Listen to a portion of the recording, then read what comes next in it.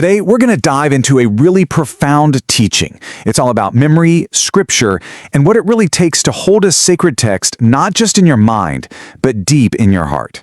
I mean, have you ever felt that struggle to keep hold of something really precious? Maybe a skill you learned, or a language, or even just a memory. But what if that treasure was a sacred text? And what if that text, by its very nature, is described as, well, wanting to slip away? Okay, let's get into this. You see, for millions of people all over the world, the memorized Qur'an is this priceless treasure they carry inside them. It's a source of guidance, comfort, a real connection. But there's a unique challenge that comes with it, and that's just how volatile it can be. To deal with this exact challenge, there's a teaching from the Prophet Muhammad that gives us this powerful way to understand and, hopefully master this relationship. The thing is, it's not about having a perfect memory. It's about understanding the nature of the very thing you're trying to hold on to. So, how is this whole challenge explained? Well, it's not through some complex theory. It's actually through a simple, brilliant, and incredibly vivid metaphor that has guided people for over 1,400 years. The teaching basically frames this entire relationship with one single, powerful analogy. It's not just about reading something. It's about being its guardian. So think of it this way. Your relationship with the memorized Qur'an is, well, it's like this. A tethered camel. I mean, just picture that for a second. It's such a simple image, but man, is it packed with meaning. A camel, right? It's a prized possession. It's powerful, it's valuable, and it definitely has a mind of its own. This one image sets up the entire dynamic we're about to unpack. And here it is, the full teaching. It's so direct, so clear. The responsibility is on the owner, the companion of the Qur'an. If you're vigilant, you keep your treasure safe. But if you neglect it, it's going to wander off. It's a totally active role, not a passive one. So what does this actually mean for the person who's memorized the Qur'an? Let's break down the different parts of this incredible metaphor. And this is where it all just clicks into place, right? The Qur'an, that is the precious camel. The person who memorized it is its owner, its guardian. And the tether, that rope that stops the camel from just taking off, that's the simple, consistent act of revision and recitation. The strength of your bond depends entirely on how well you maintain that rope.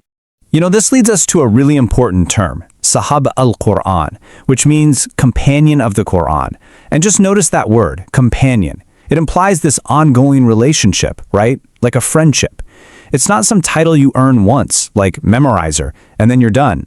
It's a state you live in, a continuous journey with the text. Now, to really understand the urgency behind this whole metaphor, the teaching goes even further. It doesn't just say the Qur'an can escape, it really emphasizes just how quickly this can all happen. Just let that sink in for a second. More likely to escape than a powerful animal straining against its rope. This isn't some gentle fading over time. This is a rapid flight.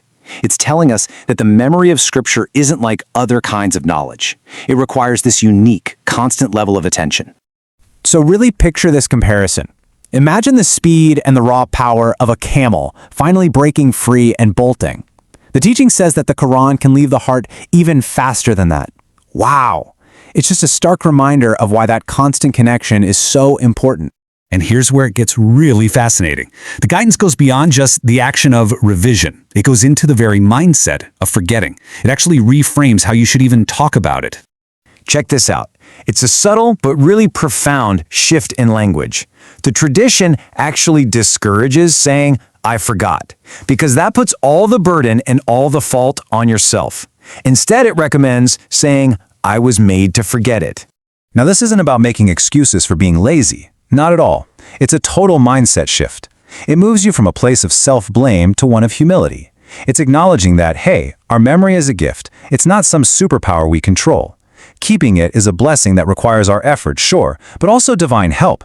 It encourages you to turn back to the text instead of just turning away in frustration. All right, so let's tie all of this together. What is the ultimate takeaway from this whole metaphor of the tethered camel? Here's the bottom line. Memorizing the Qur'an isn't like climbing a mountain, where you reach the top and you're done. It's not some static achievement you get to frame and put on the wall. It's a living, breathing companionship. It's a dynamic, daily relationship that you have to nurture and protect for your entire life. So at the end of the day, this ancient teaching leaves us with a very personal and a very timeless question. It puts the responsibility, and really the privilege, squarely on our shoulders. The rope is in your hands. How tightly are you going to hold it?